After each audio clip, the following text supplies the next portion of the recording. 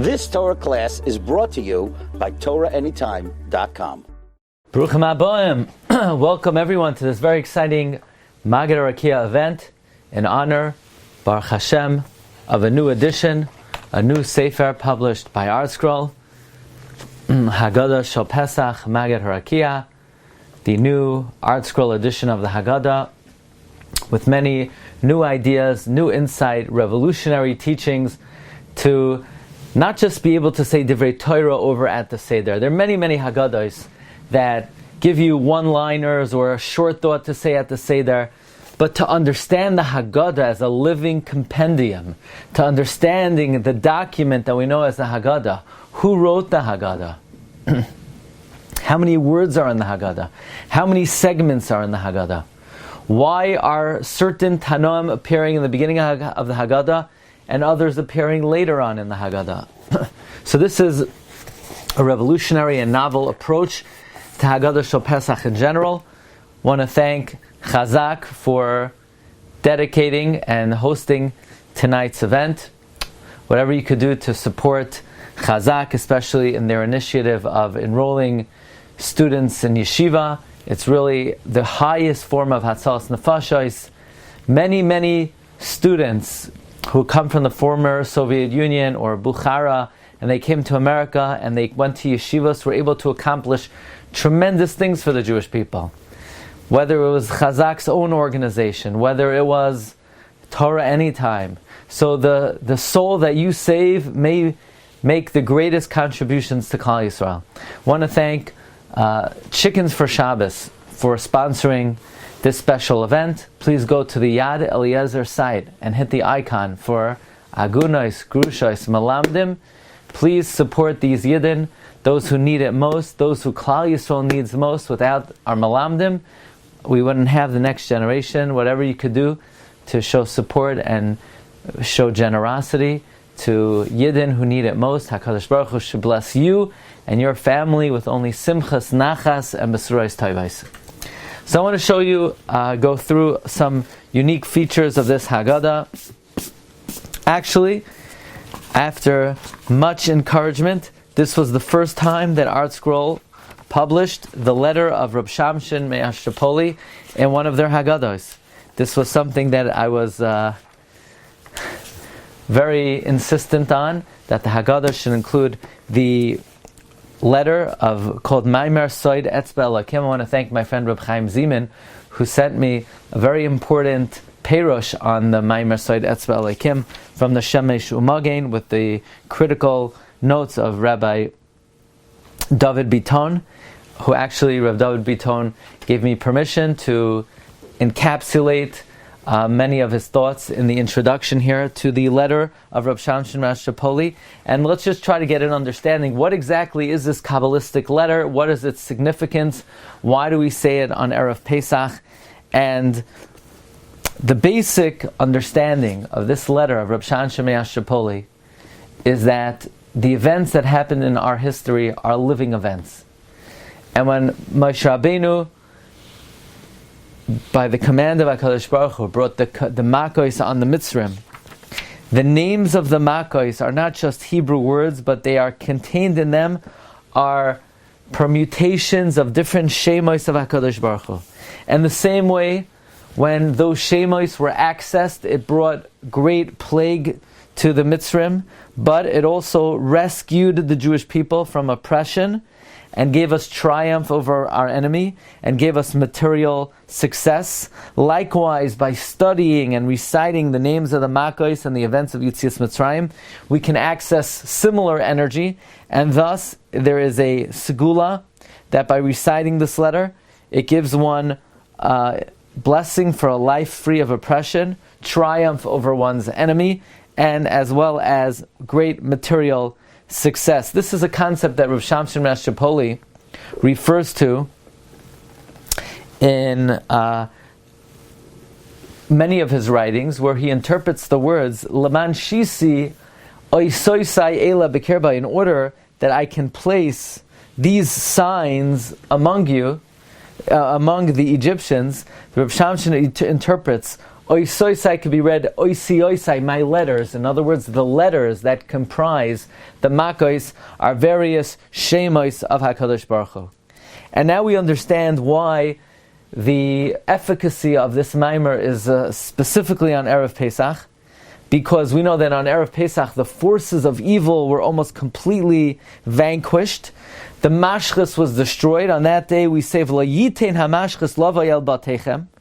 That is why, an amazing interpretation, the Perush on Reb Shamson's letter, the Shemesh Umagen, explains that's why Mordechai tells Esther, Im Kiyim Hacharesh Tacharish Ibaes Hazois. If you remain silent at this time and you don't take advantage of the time, then Revach V'Hatzala Yamei Lo Yidu Mimakam Acher. Then that's it. You will be destroyed. Maybe the Jewish people will have salvation from elsewhere. But why was it so important to take advantage of that moment? Says the Shemesh Umagen, because it was Erev Pesach. Erev Pesach is opportune to vanquish the forces of evil, to triumph over one's enemy, and therefore Mordechai tells Esther, you must take advantage of the current time. Now regarding the precise time on Erev Pesach to recite the letter of Rav Shamshon, the Mayadim Uzmanim of Rav Sternbach says that some say it refers to either the morning of Erev Pesach or the afternoon. However, Rav Sternbach says that he heard it refers to Seder night, like when the Rambam refers to the Gemara ordaining that we give out treats to our children as Erev Pesach, that it really refers to Seder night. And therefore Rav Sternbach recommends reading the essay on Erev Pesach and the night of the Seder. And there are all kinds of wondrous accounts of salvation of those who experienced, that those who recited the Maimer experienced.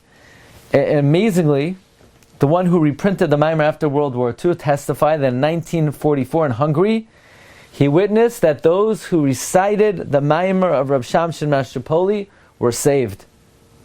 Rav Yochanan Sofer, the Rav of Erloi, related that in 1944, because of the confusion, his grandfather, Rav Shimon Sofer, could not adhere to his yearly practice of reciting the Maimer, and he was not able to survive. Rabbi Yochanan himself also cannot say the Maimer, but he did remember to say it at the first available opportunity, and he indeed did survive. Rabbi Tzion Mutsafi brings in the Sefer Pesach B'Tzion that after burning the chametz, the great Rav Solomon Mutsafi would gather all of his family and learn the entirety of this Maimer.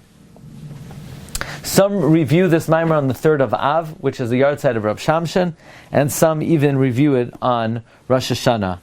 And we apply the rule, V'chal hamarbe harezeh mishubach. So this event tonight in honor of the new Sefer, which is available at artscroll.com. It's also available in 2 colors of leather-bound editions. And I want to give you a little bit of a flavor and a little bit of a taste of what it's like for the Sefer to be born. You know, many poskim write that the publishing of a Sefer is analogous to the birth of a child. And there's even a discussion in halacha whether you make a shechianu or whether you make a bracha of hatov v'hametiv, and so on and so forth. So I want to give you a little bit of a flavor for the labor and the delivery of the Sefer. So please watch as the Sefer is going down the conveyor belt. You'll see the published Sefer and the cover, and how the cover is bound to the Sefer and then is shrink wrapped. Watch this, you're going to love it.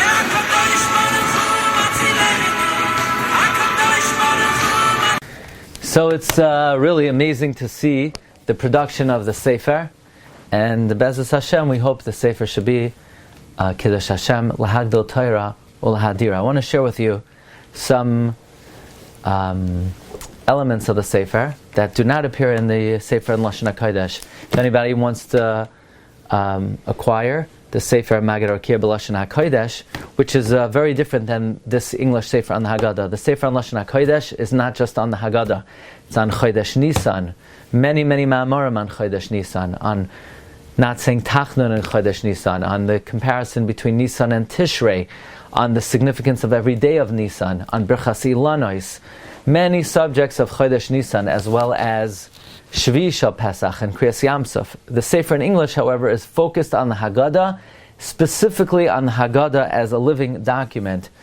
I want to share with you something we wrote in the New Sefer in English about expounding upon the meaning and the symbolism of the simanim of the Seder. The simanim of the Seder, Kadesh, Orchatz, Karpas, Yachatz, we have a total of 15 Sedarim. Kadesh, Orchatz, Karpas, Yachatz, Maggid, Rachza, Moitzi, Matzah, Mara, Korech, Shulchan Aruch, Tzafin, Baruch, Halal, Nertza.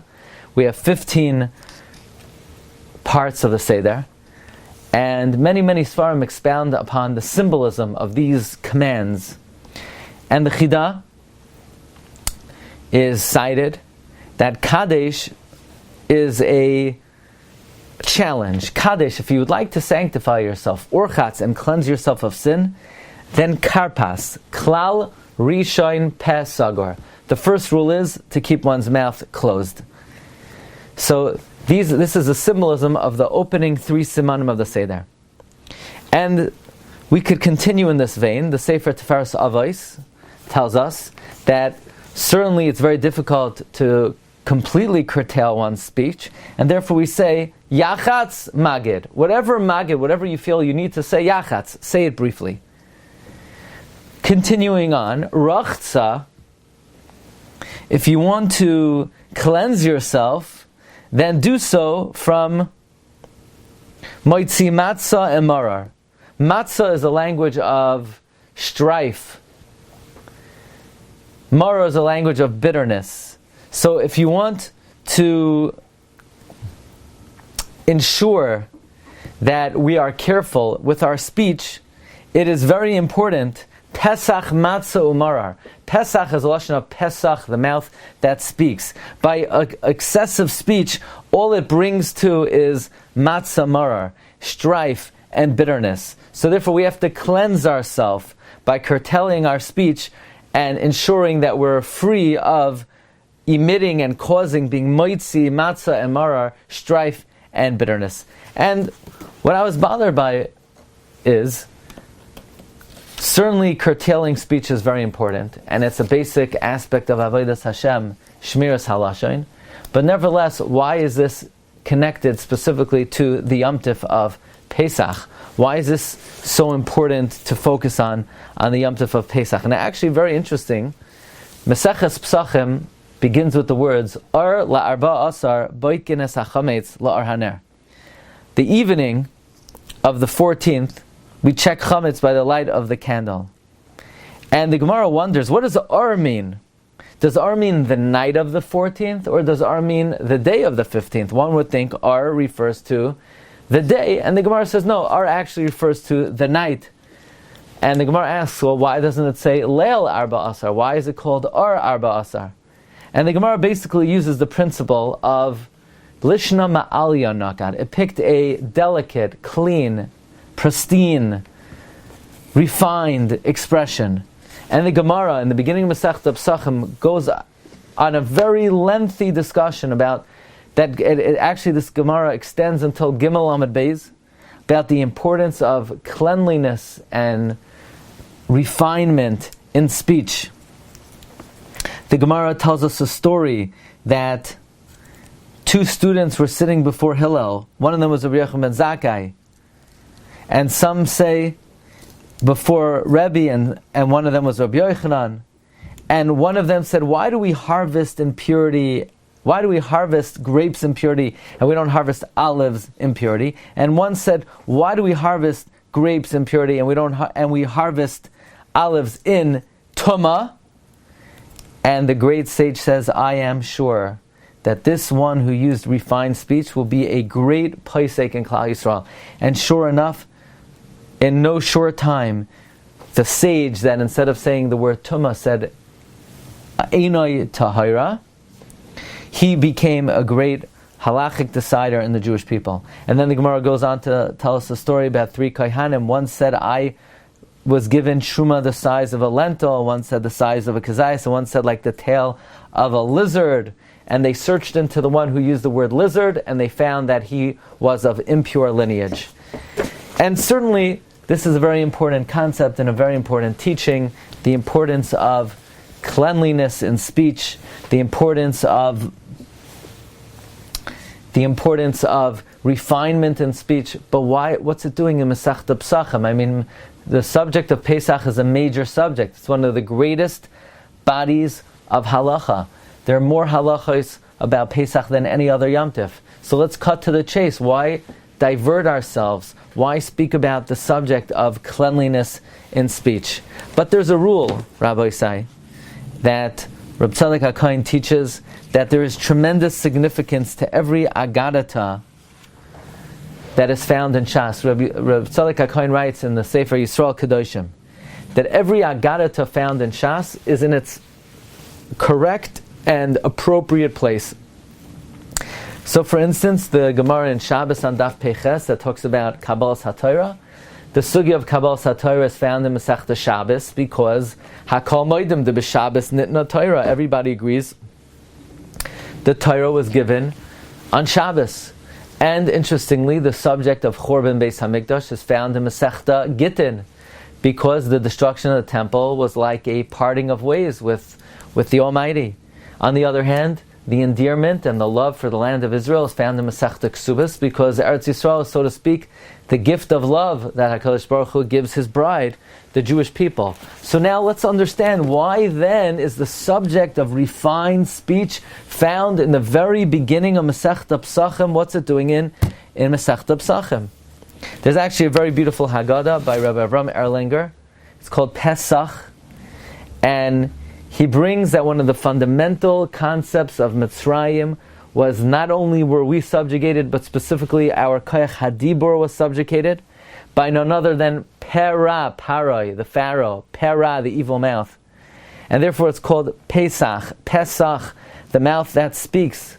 And the way we celebrate the liberation of our mouth is Kol Hamar Belasaper B'Yitzias Mitzrayim Hareza Meshubach.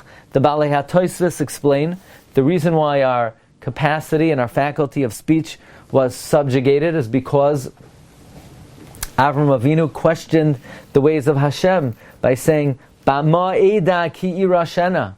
Bama Eda Ki Irashena. Others, in the Sefer Imrei Avram, he brings that Klal Yisrael were also guilty of forbidden speech. That's why, because they spoke Lashon Hara, as Moshe Rabbeinu observed, Achei Noida Hadavar.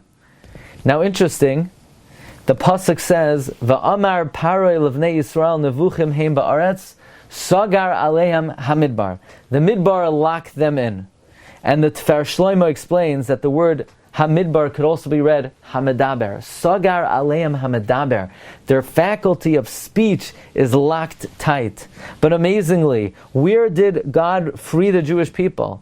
Daber el b'nei Yisrael v'yashuvu v'yachanu l'fnei pi hachirois. Pi hachirois, the mouth of freedom. We were freed in an area called Pi hachirois.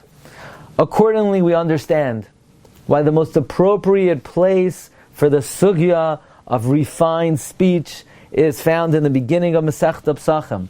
Why in the beginning of Pesachim? Because the inyan of Yetzias Mitzrayim is our faculty of speech was held in bondage, was shackled, and by who? By the Pharaoh, by Para, and we were freed by Pi Achiros, Sagar Aleim Hamedaber.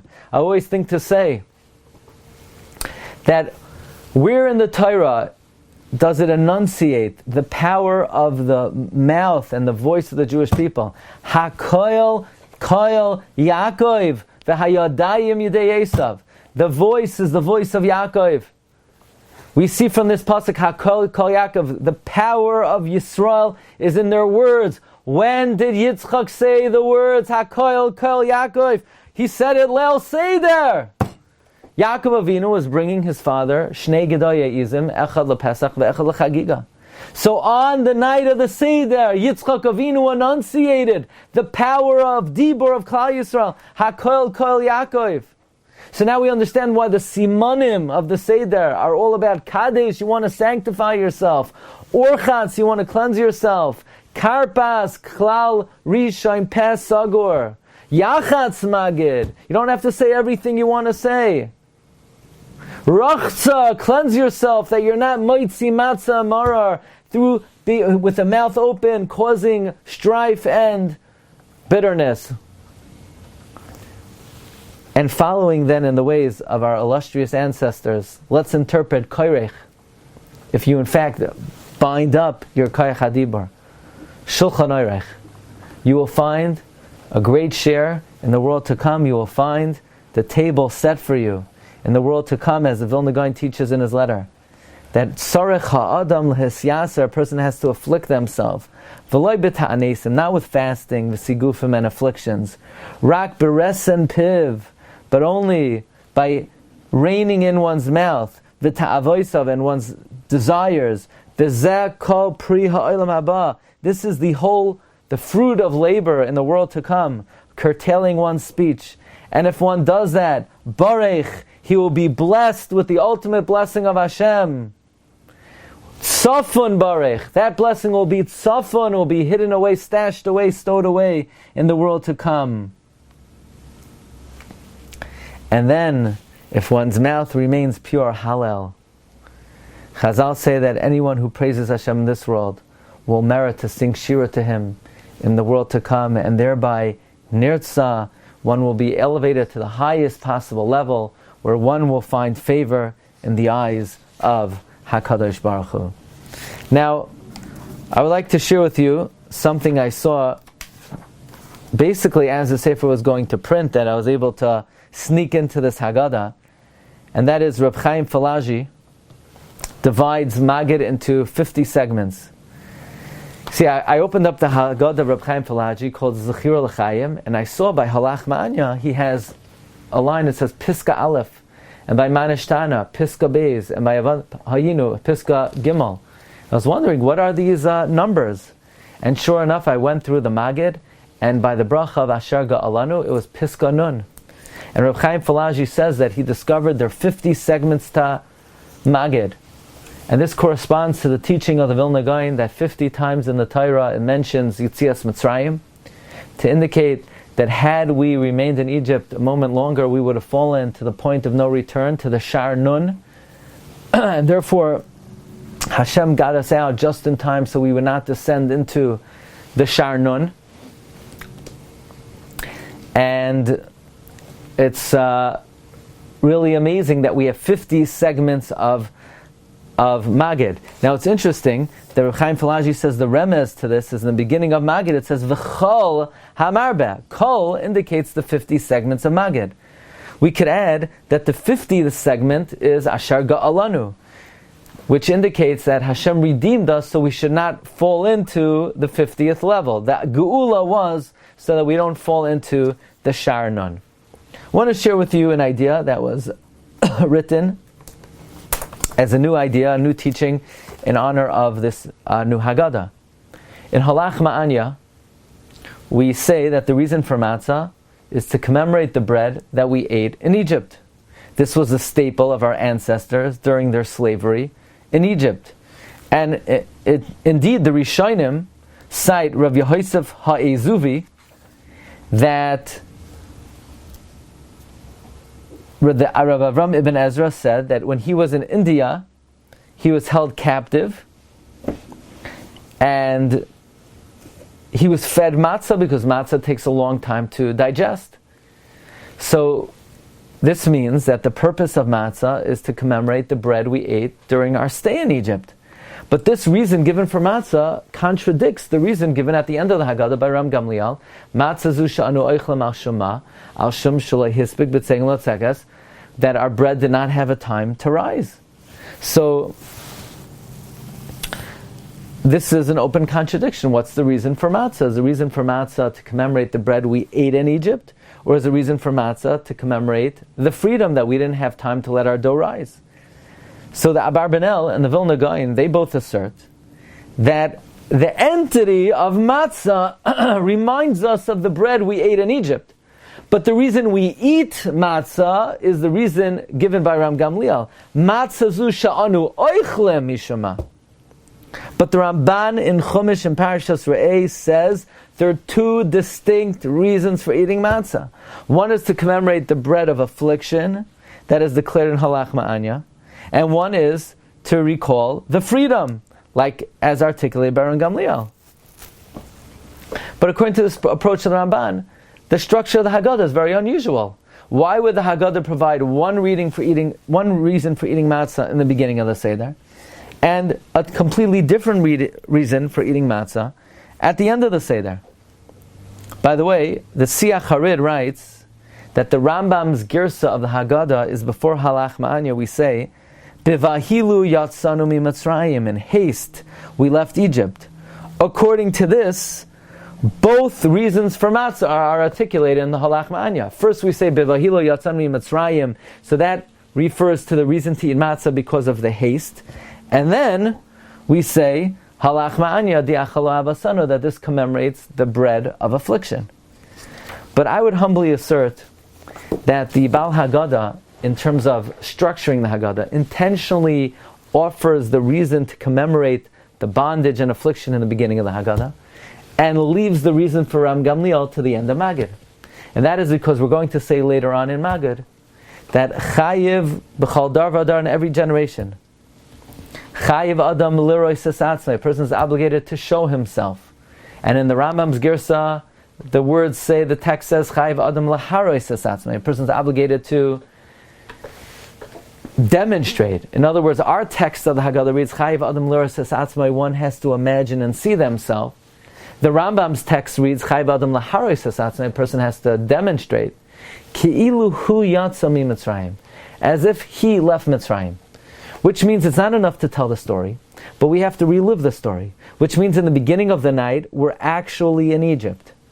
And we're in affliction.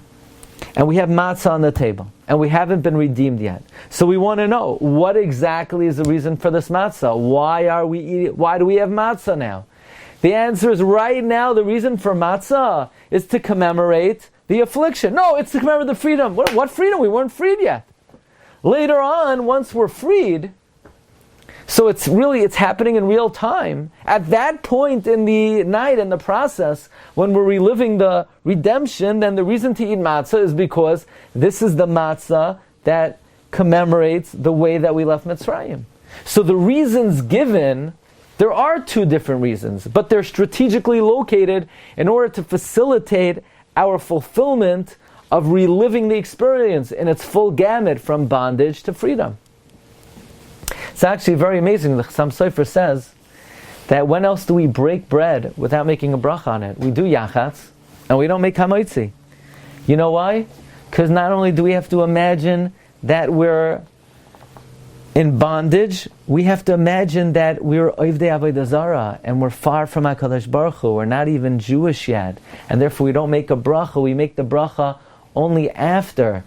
On Chanukah we make a bracha she'asa nisim. We don't make a bracha she'asa nisim. The Rishonim say the bracha of Asher Ga'alanu fulfills the bracha of she'asa nisim.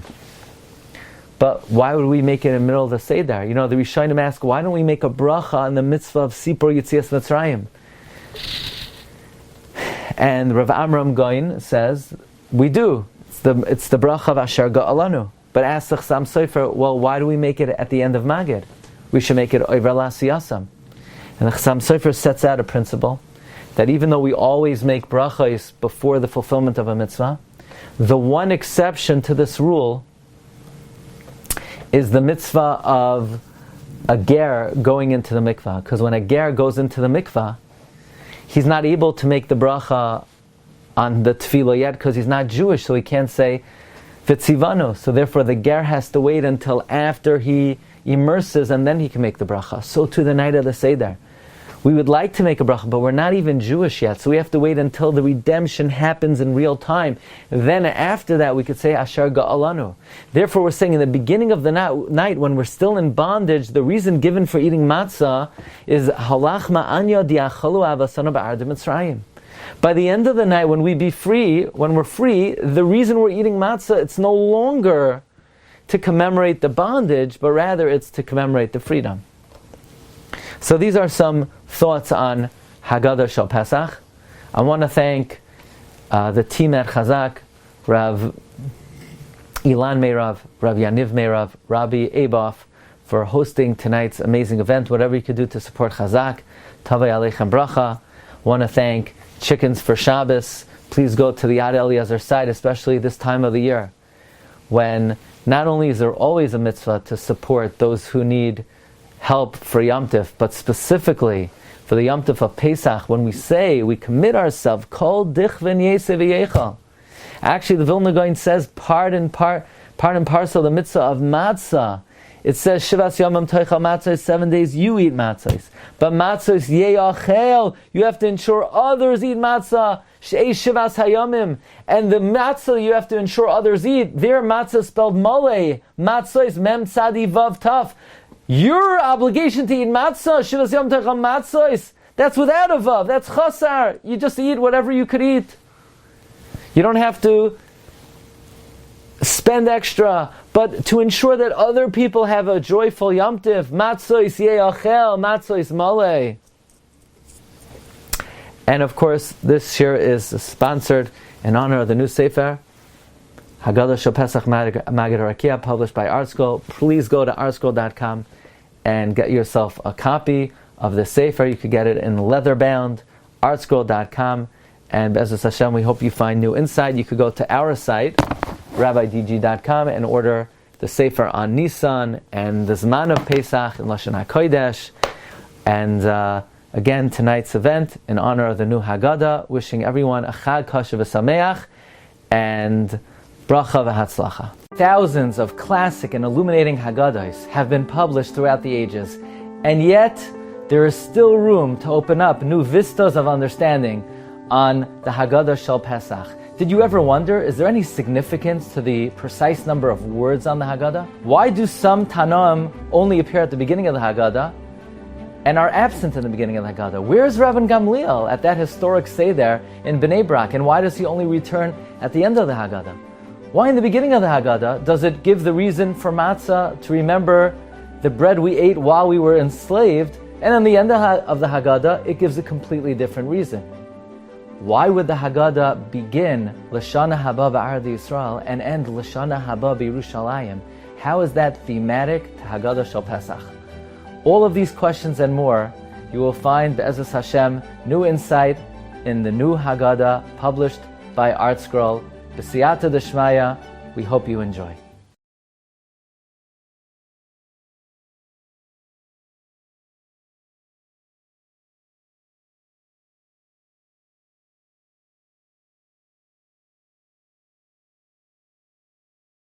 You've just experienced another Torah class brought to you by TorahAnytime.com.